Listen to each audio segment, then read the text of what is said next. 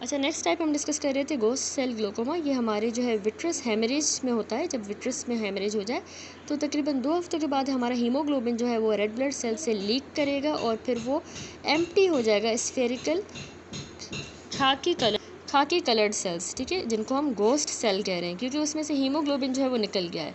अब ghost sales जो है ये विट्रस से एंटर कर जाएंगे हमारे एंटीरियर चैम्बर के अंदर और फिर वहाँ पे आके ये ट्रेबिकुलाई को ब्लॉक कर रहे हैं और ट्रेबिकुलर मेशवर्क की ऑब्स्ट्रक्शन करवा रहे हैं, ठीक है।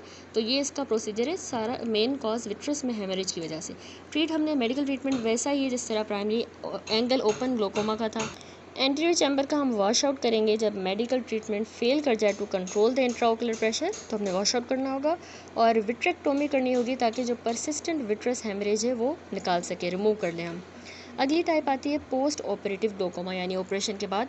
तो इसमें आता है एफेकिक ग्लोकोमा नंबर 1। तो ये बहुत ही कॉमन इंट्रा कैप्सुलर जो कैटरेक्ट एक्सट्रैक्शन हम करते हैं ICCE, उसमें ज़्यादा कॉमन होता है एफेकिक ग्लोकोमा बनिस्बत एक्स्ट्रा कैप्सुलर के ECCE के। तो क्यों हो रहा है एफेकिक ग्लोकोमा? या तो मैकेनिकली एंगल ब्लॉक हो रहा है क्योंकि कोई ऐसा लेंस का मैटर पीछे रह गया है, रिटेन्ड है, या फिर हमारा जो विट्रस है वो एंटीरियर चैम्बर के एंगल में आ गया है जो उसको मैकेनिकली ब्लॉक कर रहा है। इसके अलावा या तो ये pupillary block by the vitreous की वजह से हो सकता है, प्यूपिल हमारा विट्रस की वजह से ब्लॉक हुआ है, या अगर हम कॉर्टिकोस्टेरॉइड्स का प्रोलॉन्ग यूज़ कर रहे हैं कैटरेक्ट सर्जरी के बाद तो वो एफेकिक ग्लोकोमा कॉज करवा सकता है। हमने यही करना है, इंट्राओकुलर प्रेशर को कंट्रोल करना है, लेकिन टॉपिकल थेरेपी देके लेंस का कोई मैटर रह गया है तो उसको सर्जिकली रिमूव करेंगे, एंटीरियर विट्रेक्टोमी करेंगे ताकि जो विट्रस उसको ब्लॉक कर रहा है प्यूपिलरी एरिया को, उसको रिमूव किया जाए। एफेकिक ग्लोकोमा के बाद दूसरा जो पोस्ट ऑपरेटिव ग्लोकोमा है वो है मैलिग्नेंट या सीलियरी ब्लॉक ग्लोकोमा। ये होता है जब हम ग्लोकोमा के या कैटरेक्ट की सर्जरी के बाद ये वाला ग्लोकोमा होता है, ग्लोकोमा की सर्जरी और कैटरेक्ट की। तो ये रेयर है लेकिन सीरियस कॉम्प्लिकेशन है ट्रेबिकुलोटोमी की उन पेशेंट्स में जिनमें primary angle closure and primary angle closure glaucoma हो। तो इसमें जो है ब्लॉकेज हो जाती है हमारे एक्वस फ्लो की at the ciliary processes of the ciliary body. तो वहाँ से अगर ब्लॉकेज हो गया तो एक्वस जो है वो मिस डायरेक्ट हो जाएगा विट्रस के अंदर, जो कि फिर पुश कर रहा होगा प्यूपिल को फॉरवर्ड, ठीक है, टुवर्ड, यानी विट्रस के अंदर जो है एक्वस मिस डायरेक्ट हो गया, वहाँ चला गया है, तो उसकी वजह से विट्रस जो है फिर आगे प्यूपिल की तरफ पुश होगा और प्यूपिलरी ब्लॉक कॉज करवा देगा, iris bombe and angle closure होगा, ठीक है। अब इसमें क्लिनिकल फीचर्स ये होंगे कि शैलो एंटीरियर चैम्बर होगा और इंट्राओकुलर प्रेशर बढ़ा हुआ होगा लेकिन ब्लैब्स एब्सेंट होंगे। ट्रीटमेंट हमने इंट्राओकुलर प्रेशर को टॉपिकली थेरेपी देके सही करना है, प्यूपिल को डायलेट कर लेंगे एट्रोपिन की मदद से या फिर फिनाइल एफ्रीन से। सिस्टेमिक थेरेपी में एसिटाजोलामाइड, मैनिटोल, ग्लाइसरोल ये दे सकते हैं ताकि जो विट्रस का वॉल्यूम है वो श्रिंक हो और इंट्राओकुलर प्रेशर कम हो। इसके अलावा लेज़र ट्रीटमेंट हम मेडिकल थेरेपी के साथ देंगे। लेज़र ट्रीटमेंट जब मेडिकल थेरेपी ये वाली फेल कर जाए तो हम लेज़र थेरेपी करेंगे जिसमें YAG लेज़र जो है वो थ्रू द पेरिफेरल आयरिडेक्टोमी दे सकते हैं ताकि एंटीरियर जो विट्रस फेस है वो डिसरप्ट हो जाए। आर्गन लेज़र भी हम यूज़ करते हैं सीलियरी प्रोसेसेस के ऊपर थ्रू द पेरिफेरल आयरिडेक्टोमी। तो ये रिलीज़ कर देगा ब्लॉकेज को। कैसे रिलीज़ करेगा कि इसमें हमारे सीलियरी प्रोसेसेस फिर श्रिंक ही हो जाएंगे। इसके अलावा ट्रांस स्क्लेरल साइक्लोडायोड फोटोकोएगुलेशन हम करते हैं सीलियरी बॉडी की, ठीक है। ये डिफरेंट इसमें लेज़र ट्रीटमेंट अप्रोचेस हैं। एंड नंबर 5 हम पार्स प्लाना विट्रेक्टोमी भी परफॉर्म कर सकते हैं जब लेज़र भी फेल कर जाए, पार्स प्लाना विट्रेक्टोमी। तो इसका ऑब्जेक्ट होता है कि हमने जो सफिशिएंट जो एंटीरियर विट्रस जेल है आगे जो आ गया है उसको रिमूव करना है ताकि फिर फ्री फ्लो हो सके हमारे एक्वस का एंटीरियर चैम्बर के अंदर। That's it. अब कुछ ट्यूमर्स की वजह से भी सेकेंडरी ग्लोकोमा हो रहा था। तो सबसे पहला है रेटाइनोब्लास्टोमा। ये हमने पढ़ा हुआ है बार बार कि ये कंजेनाइटल मैलिग्नेंट ट्यूमर होता है रेटाइना का। तो इसमें क्या होता है कि सबसे पहला है मैलिग्नेंट मेलानोमा। रेटाइनोब्लास्टोमा के अलावा दूसरा ट्यूमर है मैलिग्नेंट मेलानोमा। ये हमारे यूवियल ट्रैक्ट का ट्यूमर होता है, आपने याद रखना है, इसको मैलिग्नेंट मेलानोमा कहेंगे। हमारे इसमें जो इंट्राओकुलर ट्यूमर है ये कैसे ग्लोकोमा करवाएगा? फॉलोइंग मैकेनिज्म के थ्रू। नंबर 1 जो हमारी ट्रेबिकुलर मेशवर्क है वो इसमें ऑब्स्ट्रक्ट हो जाएगी इन्हीं ट्यूमर सेल्स की वजह से या नेक्रोटिक टिश्यू या इन्फ्लामेटरी सेल्स की वजह से। इसके अलावा हमारा एंगल क्लोजर हो जाएगा क्योंकि जो हमारा लेंस है वो लेंस आयरिस का जो डायाफ्राम है वो आगे की तरफ फॉरवर्ड पुश हो जाएगा बाय द ट्यूमर इटसेल्फ, उसकी वजह से, तो एंगल क्लोज हो जाएगा।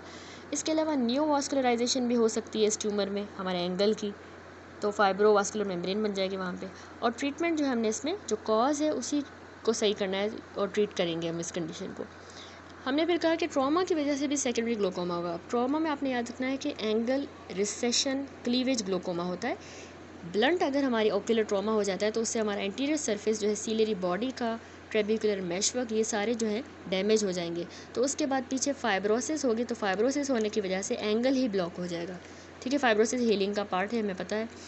क्लिनिकल फीचर्स क्या मिलेंगे हमें? ट्रॉमेटिक जो एंगल रिसेशन है ये 10% रिस्क कैरी करती है risk of glaucoma at the 10 years of age. ठीक है, 10 साल की उम्र में इसमें रिस्क होता है, ग्लोकोमा हो सकता है ट्रॉमा की वजह से। गोनियोस्कोपी पे हमें इरेगुलर वाइडनिंग नज़र आएगी सीलियरी बॉडी की। फाइब्रोसिस और हाइपर पिगमेंटेशन भी हमें गोनियोस्कोपी पे विजिबल होगी। और ट्रीटमेंट जो है हमने इसमें प्राइमरी ओपन एंगल ग्लोकोमा वाला ही देना है। इसमें जो हाइफीमिया है, एंगल रिसेशन क्लीवेज ग्लोकोमा हो रहा है ट्रॉमा की वजह से। दूसरा हाइफीमिया भी हो सकता है जो कि पेज 264 पे एक्सप्लेन है। जो हमारा ओक्यूलर इंजरीज़ वाला चैप्टर है हम आगे कवर करेंगे, उसमें भी देखेंगे। तो उसमें बस बताया गया कि ब्लड अगर हमारे एंटीरियर चैम्बर ऑफ द आई में आ जाए उसको हाइफीमिया कहते हैं। और ये आयरिस के रूट से भी ब्लीडिंग हो सकती है, सीलियरी बॉडी से भी। डिफरेंट इसके हाइफीमिया के कॉजेज़ होते हैं और फीचर्स भी होंगे इसमें, वो हम सारे डिटेल में तब पढ़ेंगे। लेकिन याद रखिएगा कि इसकी वजह से भी ग्लोकोमा हो सकता है।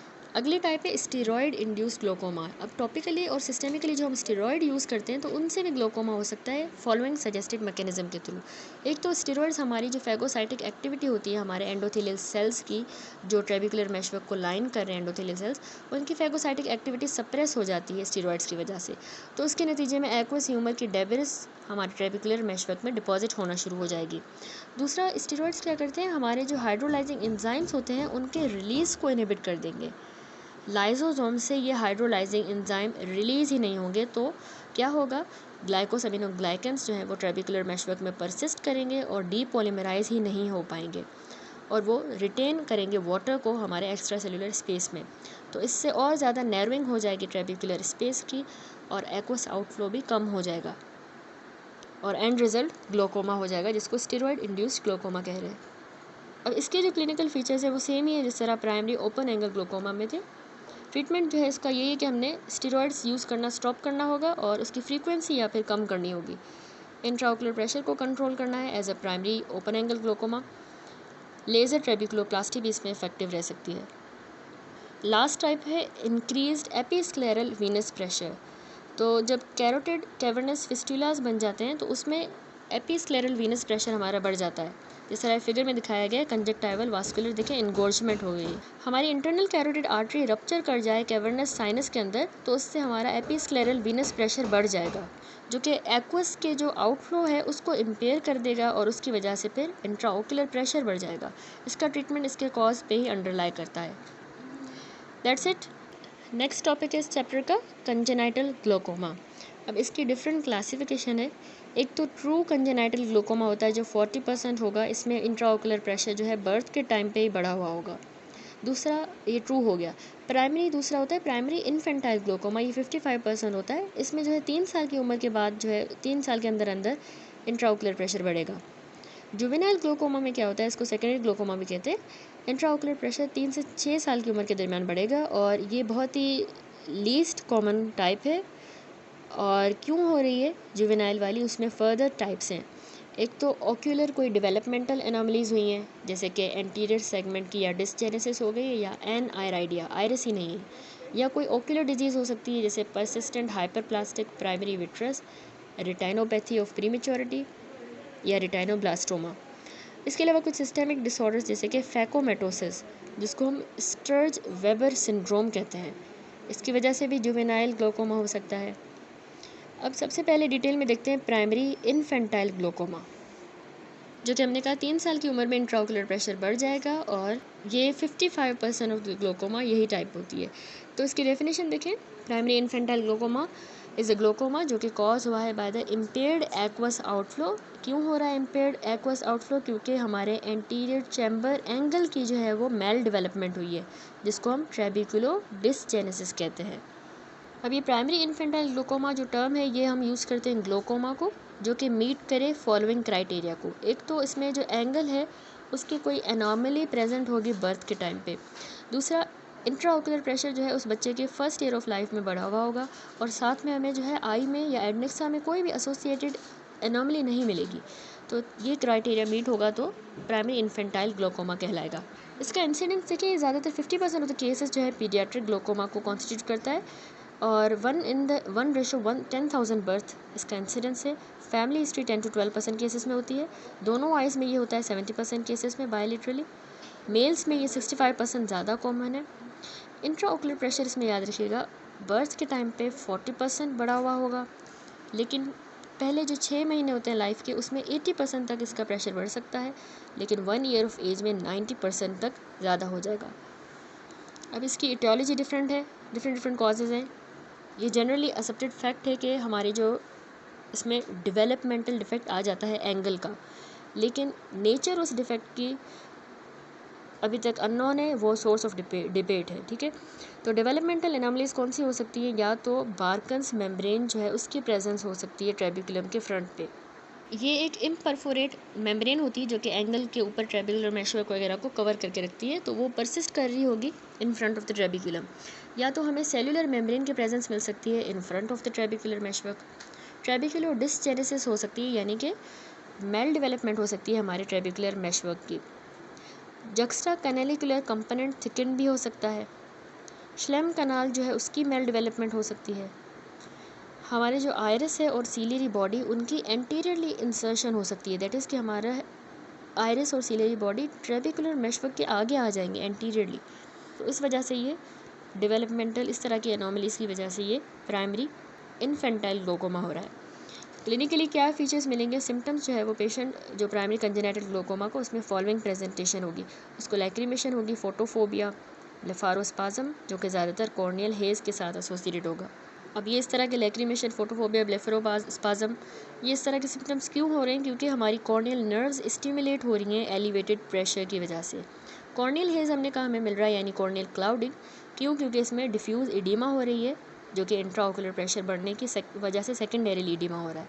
तो ये भी इंपॉर्टेंट साइन होता है एलिवेटेड इंट्राओकुलर प्रेशर का। ब्यूफथेल्मोस यानी कि आई बॉल जो है वो बहुत ज़्यादा इनलार्ज कर जाएगा ऑक्स आई की तरह, इतनी बड़ी जो है आई हो जाएगी। हमारी आई की जो डेवलपमेंट है वो तकरीबन 3 साल की उम्र में कंप्लीट हो जाती है। अब अगर इसमें इंट्राओकुलर प्रेशर बढ़ रहा है इस पीरियड के दौरान तो उससे हमारे आई बॉल की इनलार्जमेंट हो जाएगी, अलॉन्ग विथ हमारे कॉर्निया की भी इसमें पेशेंट की जो है इनलार्जमेंट होगी साथ में, सिर्फ और सिर्फ इंट्राओकुलर प्रेशर बढ़ने की वजह से। अब साइंस जो हमें मिलेंगे उसमें याद रखिएगा इंट्राओकुलर प्रेशर जाहिर सी बात है हमें बढ़ा हुआ मिलेगा। कॉर्निया जब हम देखेंगे तो हमें कॉर्निया का डायामीटर ज़्यादा मिलेगा, देखिए फिगर में भी नज़र आ रहा है। तो ये कार्डिनल साइन होता है ग्लोकोमा का कि कॉर्निया का डायामीटर बढ़ जाए। कॉर्निया का डायामीटर बर्थ के टाइम पे याद रखिएगा 10 मिलीमीटर होता है। इस फिगर में दिखाया गया कंजेनाइटल ग्लोकोमा, और ये बी फिगर में लार्ज कॉर्निया नज़र आ रही है एडिमा के साथ, जो कि इसका एडवांस्ड स्टेज है। नॉर्मली डायमीटर हमने कहा कॉर्निया का 10 मिलीमीटर होगा। जब ये 12 मिलीमीटर होगा 1 ईयर की एज से भी पहले, अगर हमें डायमीटर 12 मिलीमीटर मिलता है तो ये सस्पिशियस केस है कि इस बच्चे को ग्लोकोमा हो सकता है, कंजेनाइटल ग्लोकोमा। अगर 13 मिलीमीटर मिल रहा है आफ्टर द 1 ईयर तो ये बिल्कुल डायग्नोस्टिक है, और अगर बिल्कुल हमें 14 मिलीमीटर मिलता है तो ये टिपिकल, हम कहेंगे इसमें बच्चे में एडवांस स्टेज आ गई है ग्लोकोमा की, कंजेनाइटल ग्लोकोमा की। इसके अलावा साइंस में हमें कॉर्निया की एडिमा मिलेगी। क्यों? क्योंकि एंडोथेलियल डीकम्पनसेशन हो गई है और हमारी डेसिमेंट मेम्ब्रेन जो है इस बच्चे की उसमें ब्रेक आ जाते हैं, तो कॉर्निया में एडिमा मिलेगा। ठीक है, डेसिमेंट मेम्ब्रेन में ब्रेक आ रहे हैं, क्यों आ रहे हैं? क्योंकि इंट्राओकुलर प्रेशर बढ़ गया है जो कि सडनली इन्फ्लक्स करवा देगा एक्वस का हमारे कॉर्नियल स्ट्रोमा के अंदर, प्रेशर के ज़्यादा होने की वजह से। तो जैसे सडन इन्फ्लक्स होता है एक्वस का कॉर्नियल स्ट्रोमा में, तो डेसिमेंट मेम्ब्रेन ब्रेक कर जाएगी और कॉर्निया में एडिमा हो जाएगा। हैब स्ट्राई आपने याद रखने, ये क्या होते हैं? ये असल में हील्ड ब्रेक्स होते हैं डेसिमेंट मेम्ब्रेन में, और ये हमें कर्वी लीनियर लाइंस की तरह नज़र आएंगे जिस तरह यहाँ दिखाए गए हैं। ये देखिए डेसिमेंट मेम्ब्रेन में बिल्कुल यहाँ पे ब्रेक्स आ गए हैं जिसको हम हैब स्ट्राया कह रहे हैं, और ये हमें कर्वी लीनियर लाइंस की तरह नज़र आएंगे, हैब स्ट्राया। कॉर्निया में जो स्कारिंग हो जाती है वो परमानेंट स्ट्रोमल एडिमा की वजह से होगी। ठीक है, परमानेंटली एडिमा है तो कॉर्निया स्कार्ट हो जाएगी।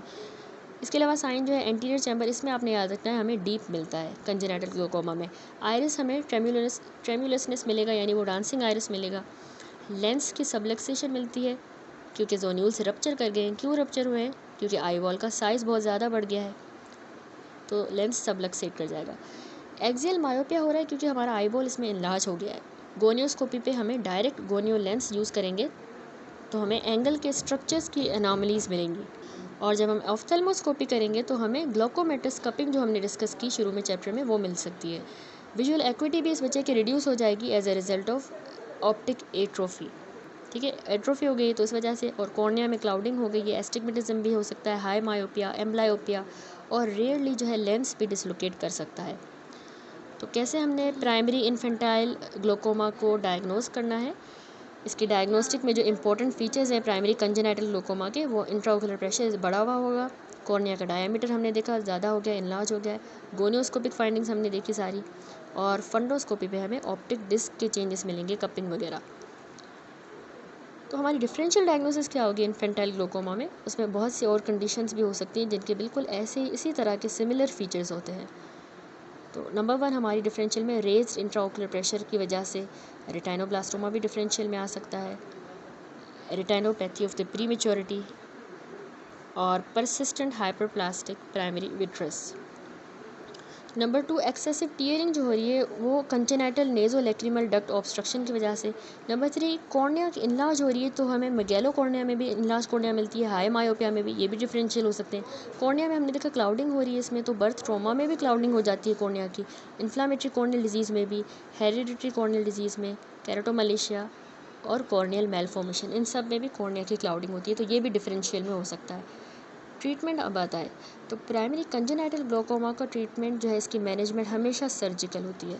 मेडिकल थेरेपी देखें तो इसमें एंटी ग्लोकोमा थेरेपी जो है, इसका लिमिटेड रोल होता है long term control of intraocular pressure में।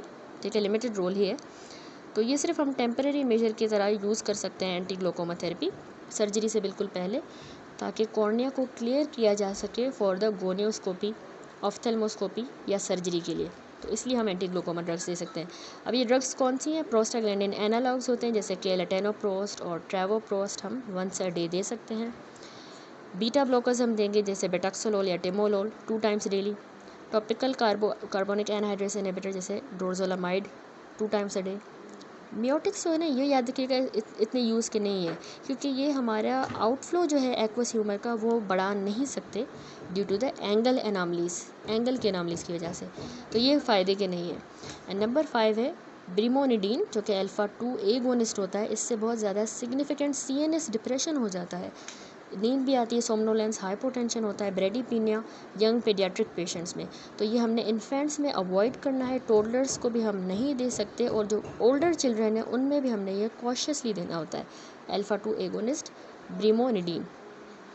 इसके अलावा मेडिकल के बाद सर्जरी आता है, सर्जिकल थेरेपी आपने याद रखना है, फॉलोइंग सर्जिकल अप्रोचेस हम परफॉर्म कर सकते हैं। एक हम एंगल सर्जरी करेंगे जिसको हम गोनियोटोमी आ जाती है, ट्रेबिकुलोटोमी। दूसरी हम ट्रेबिकुलोटोमी भी कर सकते हैं। एंड नंबर 3 हम ग्लोकोमा ड्रेनेज डिवाइस दे सकते हैं। गोनियोटोमी देखें, इस फिगर में दिखाया गया है, ये प्रोसीजर ऑफ चॉइस होता है, ये हम परफॉर्म करते हैं जब कॉर्निया बिल्कुल क्लियर है। ठीक है, इसमें 80 to 90% जो है इसमें सक्सेस रेट होता है, और ये जो प्रोसीजर है इसमें हम इंसिजन देते हैं एंगल पे हमने इंसिजन लगानी है, ताकि एक कम्युनिकेशन इस्टेब्लिश हो जाए एंटीरियर चैम्बर के दरमियान और श्लेम कनाल के दरमियान, और गोनियो प्रिज्म की मदद से हम ये इंसिजन लगाएंगे। गोनियोटोमी के बाद दूसरा होता है ट्रेबिकुलोटोमी, तो ये हम परफॉर्म करेंगे जब गोनियोटोमी परफॉर्म ना की जा सके बिकॉज कॉर्निया क्लियर नहीं है और हेजी है, तो हम ट्रेबिकुलोटोमी करेंगे। इस प्रोसीजर में क्या होता है कि हमारा जो पार्ट है ट्रेबिकुलर मेशवर्क का, उसको हमने रिमूव करना है, ताकि हम एक कम्युनिकेशन इस्टेब्लिश कर सके between the anterior chamber and the Schlemm canal, तो हमने उसका थोड़ा सा पार्ट मेशवर्क का ही निकाल देना है। ट्रेबिकुलोटोमी पार्शियल थिकनेस वाली जो होती है, उसमें हम स्क्लेरल फ्लैप क्रिएट कर देंगे, हार्म्स ट्रेबिकुलोटोम इंसर्ट कर देंगे उस श्लेम कनाल में से, और फिर उसको रोटेट कर देंगे एंटीरियर चैम्बर की तरफ। जबकि जो मॉडिफाइड ट्रेबिकुलोटोमी होती है, तो उस टेक्निक में हमने एक इल्यूमिनेटेड कैनेलोप्लास्टी डिवाइस थ्रेड करनी होती है श्लेम कनाल के अंदर, और उसके बाद 6-0 प्रोलीन सूचर लगाना होगा, जो कि फिर पुल करेगा इनटू द एंटीरियर चैम्बर, और थस फिर ओपन कर देगा 360 degree of the trabecular meshwork को। ठीक है, थर्ड होता है हमारे पास ट्रेबिकुलोटोमी। अब ये वाला जो प्रोसीजर है ये हम परफॉर्म करेंगे जब ऊपर वाले ये दो जो मैंने एक्सप्लेन किए प्रोसीजर ये फेल कर जाएं या फिर पेशेंट जो है वेरी लेट स्टेज में आता है तो हम ट्रेबेक्युलोटोमी करेंगे। इसमें क्या होता है कि ये फिल्ट्रेशन प्रोसीजर होता है जिसमें एक्वस जो है हमारे एंटीरियर चैम्बर से उसको हमने ड्रेन करना है सब टेनन एंड सब कंजक्टाइवल स्पेस के अंदर, सब टेनन एंड सब कंजक्टाइवल स्पेस में।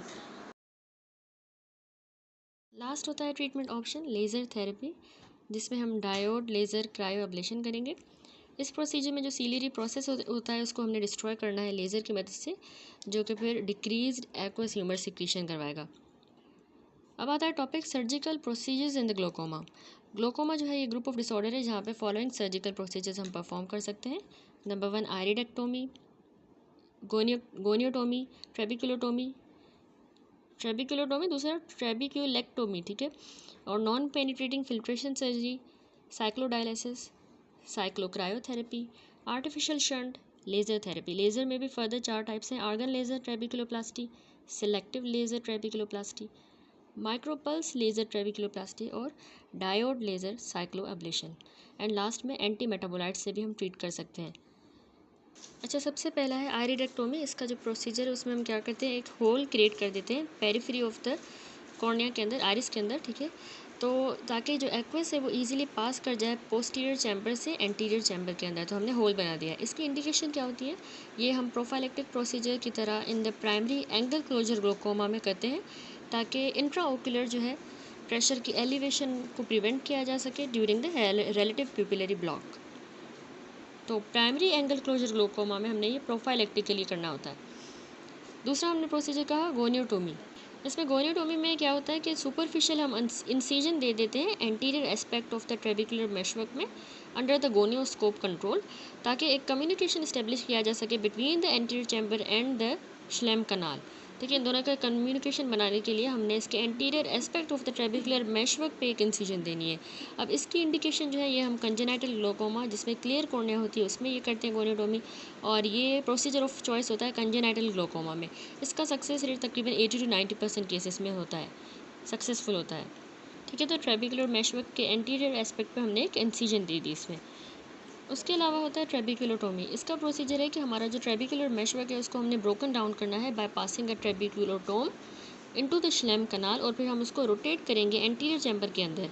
हेंस फिर एक कम्युनिकेशन जो इस्टेब्लिश हो जाएगा हमारे एक्वस ह्यूमर और श्लेम कनाल के दरमियान। तो इसकी इंडिकेशन हम कंजेनाइटल ग्लोकोमा में ट्रेबिकुलोटोमी करते हैं, और जब गोनियोटोमी फिजिबल नहीं होता हेजी कॉर्निया की वजह से तो फिर हमने ये करनी होती है। ट्रेबिकुलोटोमी के बाद अगली है ट्रेबिकुलेक्टोमी। अब इस ट्रेबिकुलेक्टोमी जो है ये कन्वेंशनल फिल्ट्रेशन ऑपरेशन होता है जो कि सारे टाइप्स ऑफ ग्लोकोमा में हम परफॉर्म करते हैं, ठीक है।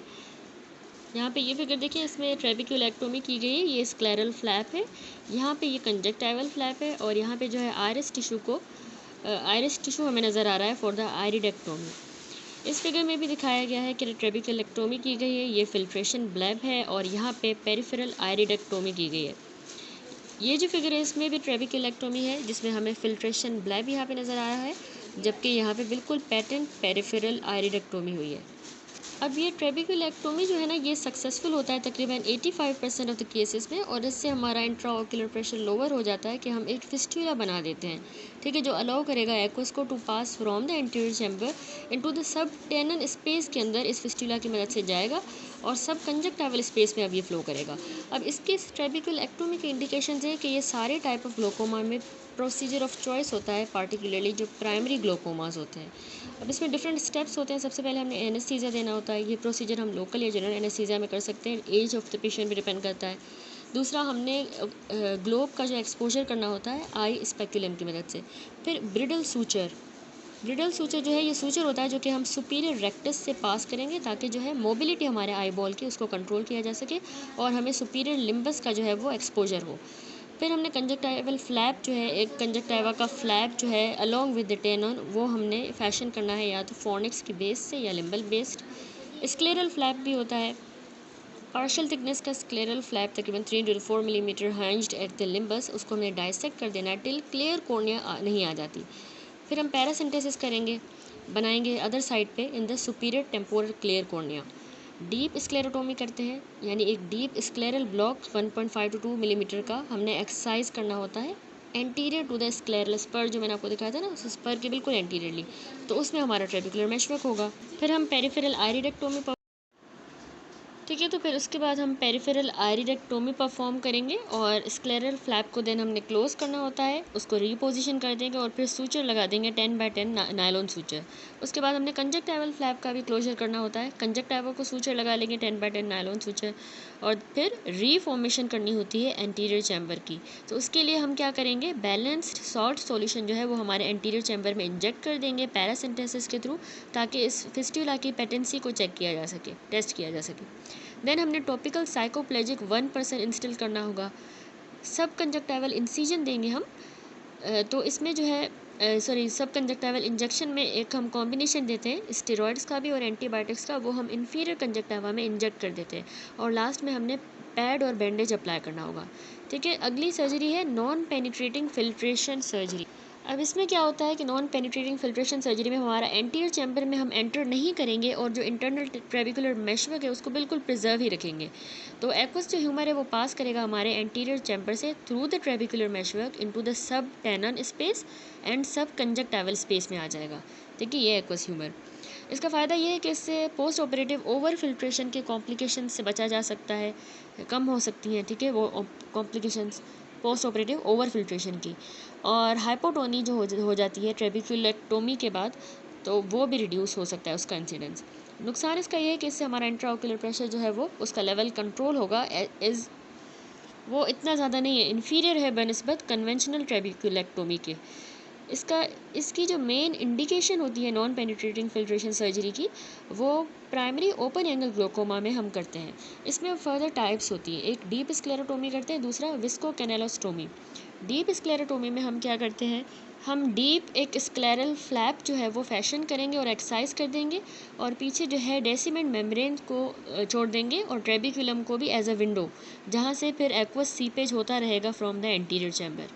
ठीक है, विस्को कैनेलोस्टोमी में क्या होता है, एक डीप स्क्लेरल फ्लैप हम फैशन करेंगे और एक्सरसाइज कर देंगे, फिर श्लेम कनाल को डायलेट करते हैं हम by injecting high density viscoelastic substance यहाँ पे इंजेक्ट करके। अगली सर्जरी है आर्टिफिशियल ड्रेनेज शंट या ग्लोकोमा ड्रेनेज डिवाइसेस। शंट्स जो होते हैं ये प्लास्टिक की डिवाइसेस होती हैं जो कि कम्युनिकेशन क्रिएट कर देंगे हमारे एंटीरियर चैम्बर के और सब टेनन स्पेस के दरमियान। ये हम क्यों लगाते हैं शंट्स, जब अनकंट्रोल्ड ग्लोकोमा हो जहाँ पे प्रीवियस ट्रेबिकुलेक्टोमी भी फेल कर गई है, तो हम शंट लगाते हैं। इसके अलावा सेकेंडरी ग्लोकोमा में जहाँ पे रूटीन ट्रेबिकुलेक्टोमी सक्सेसफुल नहीं होती उन केसेस में। इसके अलावा साइक्लोक्रायोथेरेपी होती है जो कि हम रेयरली ही परफॉर्म करते हैं as a primary procedure in the eye, जिसमें फेवरेबल प्रोग्नोसिस होती है। ठीक है, ये हम परफॉर्म करेंगे जब प्रीवियस कोई सर्जिकल अप्रोच फेल कर गई है या उससे कोई रीज़नेबल अल्टरनेटिव एग्जिस्ट नहीं कर रहा, तो हम साइक्लोक्रायोथेरेपी करेंगे। साइक्लोक्रायोथेरेपी की इंडिकेशंस याद रखिएगा, नियोवास्कुलर ग्लोकोमा हो गया, एफेकिक ग्लोकोमा, एब्सोल्यूट ग्लोकोमा जिसमें पेन भी है साथ में, और ग्लोकोमा विथ पुअर प्रोग्नोसिस में हम करते हैं। इससे हमारा इंट्राओक्युलर प्रेशर लोअर हो सकता है by producing the coagulation. Necrosis हम कर रहे होते हैं secretory epithelial cells of the ciliary body, तो फिर वो सिक्रीशन ही नहीं करेंगे। अब इसमें भी डिफरेंट स्टेप्स होते हैं, पहले हमने रेट्रोबल्बर और टॉपिकल एनेस्थीसिया देना होता है, फिर एक क्रायोप्रोब जिसकी 3.5 मिलीमीटर टिप होती है उसको हम यूज़ करेंगे, 6 to 8 ओवरलैपिंग इंसिजन्स देंगे over 1/2 of the ciliary body, that is के 1800 अराउंड द लिम्बस। फिर प्रोब की टिप हमने लिम्बस पे रखनी होती है और फिर टेम्परेचर जो है 60 डिग्री से 80 डिग्री सेंटीग्रेड का रखना होता है 45 to 60 सेकंड्स तक, जब तक के आइस बॉल ना बन जाए। फिर फुल हाइपोटेंसिव इफेक्ट जो है साइक्लोक्रायोथेरेपी का, वो हमें until 2 to 4 weeks post operatively नहीं मिलता। इसके अलावा ट्रीटमेंट होता है साइक्लोडायलिसिस। इसका जो प्रोसीजर है उसमें हम एक डायरेक्ट कम्युनिकेशन क्रिएट कर देते हैं हमारे एंटीरियर चैम्बर और जो सुप्रा कोरोइडल स्पेस होती है इनके दरमियान। तो ये रेयरली ही एज अ प्राइमरी प्रोसीजर हम परफॉर्म करेंगे। इसमें इंडिकेशन इसकी है जो एफेकिक ग्लोकोमा हो जाता है जिसमें एक्सट्रीम पेरिफेरल एंटीरियर साइनी की बन जाती है एडिशन, उसमें हम ये करेंगे। और इस प्रोसीजर में हमारी सीलियरी बॉडी जो है वो स्क्लेरल स्पर से डिटैच हो जाती है। ये सीलियरी बॉडी स्क्लेरल स्पर से बिल्कुल डिटैच हो जाती है। तो अब ये एक ऑब्सोल्यूट प्रोसीजर है। अच्छा, अब कुछ लेज़र थेरेपीज़ हैं जिसमें सबसे पहले है लेज़र आयरिडोटोमी।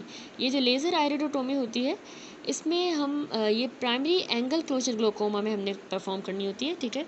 आर्गन लेज़र ट्रेबिकुलोप्लास्टी है, इस प्रोसीजर में डिस्क्रीट बर्न्स हमने अप्लाई करने होते हैं ट्रेबिकुलर मेशवर्क पे at the junction of the anterior non pigmented और जो हमारा पोस्टीरियर पिगमेंटेड एज है, इन दोनों के जंक्शन के दरमियान ऑफ द ट्रेबिकुलर मेशवर्क हमने लेज़र स्पॉट्स क्रिएट करने होते हैं। तो इससे हमारा जो एक्वस आउटफ्लो है वो बढ़ेगा, इन्हेंस होगा और इंट्राओकुलर प्रेशर जो है 8 to 10 मिलीमीटर मर्करी कम होगा। तो ये प्राइमरी ओपन एंगल ग्लोकोमा में हम करते हैं और पिगमेंट्री ग्लोकोमा में भी कर सकते हैं, एक्सफोलिएटिव टाइप जो हमने पढ़ी ग्लोकोमा की उसमें भी कर सकते हैं। उसके बाद है सिलेक्टिव लेज़र ट्रेबिकुलोप्लास्टी। ये जो प्रोसीजर है इसमें हम 532 नैनोमीटर वाली फ्रीक्वेंसी की double Q switched ND-YAG laser use करते हैं और सिलेक्टिवली हम जो हमारे मेलानिन पिगमेंट होता है ट्रेबिकुलर मेशवर्क में उसको जाके टारगेट करेंगे और उन सेल्स को छोड़ देंगे जो कि नॉन पिगमेंटेड स्ट्रक्चर्स हैं, उनको बिल्कुल ही अनस्कैच्ड अनअफेक्टेड हम छोड़ देंगे। तो ये ज़्यादातर बिल्कुल इसी तरह की एफिकेसी रखता है जिस तरह मेडिकल मोनोथेरेपी और आर्गन लेज़र ट्रेबिकुलोप्लास्टी, वैसी ही इसकी भी सिलेक्टिव लेज़र वाले की भी एफिकेसी है, ठीक है। देन एक और ट्रीटमेंट है माइक्रो पल्स लेज़र ट्रेबिकुलोप्लास्टी। तो इसमें क्या होता है, बहुत ही शॉर्ट टाइम ड्यूरेशन के अंदर हम पल्सेस ऑफ लेज़र जो है वो यूज़ करके डिलीवर करेंगे थर्मल एनर्जी को हमारे ट्रेबिकुलर मेशवर्क की तरफ, ताकि हमारे जो सेल्स हैं वो स्टिमुलेट हों लेकिन वो डैमेज ना हो, ठीक है। तो unlike the argon laser trabeculoplasty and selective laser trabeculoplasty, उनकी निस्बत ये वाला जो है इसमें कोई भी विजिबल टिश्यू रिएक्शन हमें नहीं मिलता। इस माइक्रो पल्स लेज़र ट्रेबिकुलोप्लास्टी जो है ये सेफ़र है बनस्बत सिलेक्टिव वाले के, ठीक है, स्पेशली उन पेशेंट में जिनमें हाई पिगमेंटेड ट्रेबिकुलर मेशवर्क है, जो कि ज़्यादा रिस्क पे होते हैं, पोस्ट लेज़र प्रेशर स्पाइक्स उनमें बन सकती हैं, उनका ज़्यादा रिस्क होता है, तो उनके लिए ये वाला प्रोसीजर माइक्रो वाला सेफ़ है। नेक्स्ट ट्रीटमेंट होता है डायोड लेज़र साइक्लो एब्लेशन। तो इससे भी इंट्राओकुलर प्रेशर लोअर हो सकता है कि हम इसमें ना जो हमारा पार्ट होता है सिक्रीटरी सीलियरी एपिथेलियम का, उसको ही डिस्ट्रॉय कर देंगे तो एक्वस की सिक्रीशन कम की जा सकती है। तो ये पेन जो है उसको कंट्रोल करने के लिए हम ज़्यादातर करते हैं diode laser cyclo ablation and stage glaucoma में जो पेन होता है सीवियर किस्म का। फिर लास्ट में ट्रीटमेंट में एंटी मेटाबोलाइट्स होते हैं। पोस्ट ऑपरेटिव जो वोंड हीलिंग है ये बहुत ही इंपॉर्टेंट रोल प्ले करती है in the success of the glaucoma filtration surgery. हम एंटी मेटाबोलाइट के यूज़ से जो नेचुरल हीलिंग का प्रोसेस है उसको इनहिबिट कर सकते हैं और वोंड की वजह से जो स्कारिंग होती है उसका रिस्क भी कम किया जा सकता है इन एंटी मेटाबोलाइट्स से। तो एजेंट्स जो ड्रग्स हैं उनमें हमने बार बार पढ़ा कि माइटोमाइसिन सी जो है हमारे DNA और RNA की सिंथेसिस को ही इनहिबिट कर देगा, तो ये हम यूज़ कर सकते हैं 0.2-0.4 मिलीग्राम पर ml, ठीक है। इसके अलावा 5-फ्लोरोयूरेसिल भी हमारे DNA RNA के फंक्शन को इनहिबिट करता है, तो इसमें हम 50 मिलीग्राम पर ml डोज यूज़ कर सकते हैं। तो एंटी मेटाबोलाइट्स की इंडिकेशंस है कि ये हम ट्रेबिकुलेक्टोमी वाले प्रोसीजर्स में यूज़ करते हैं जहाँ पे फिल्ट्रेशन प्रोसीजर का फेलियर का रिस्क होता है। तो जैसे कि अगर नियोवास्कुलर ग्लोकोमा में प्रीवियसली अगर कोई ट्रेबिकुलेक्टोमी फेल हो गई उसमें हम दे सकते हैं एंटी मेटाबोलाइट। इन्फ्लामेटरी ग्लोकोमा में यंग्स पेशेंट्स जो यंग होते हैं और पीडियाट्रिक ग्लोकोमा अगर हो गया तो उनको हम एंटी मेटाबोलाइट्स से ट्रीट करेंगे। दैट्स इट, यहाँ पे हमारा ये चैप्टर कंप्लीट हुआ, चैप्टर 11 ग्लोकोमा। नेक्स्ट वीडियो से हम चैप्टर 12 यूवियल ट्रैक स्टार्ट करेंगे।